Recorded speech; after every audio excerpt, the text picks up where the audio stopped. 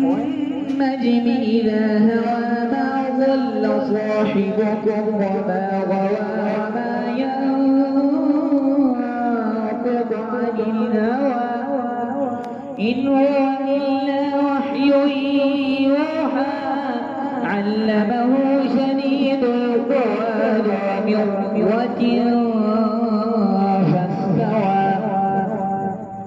وهو بالأفق الأعلى ثم دنا فتدلى فكان قاب قوسين أو أدنى فأوحى إلى عبده ما أوحى ما كذب الفؤاد ما رأى أفتمارونه على ما يرى ولقد رآه نزلة أخرى.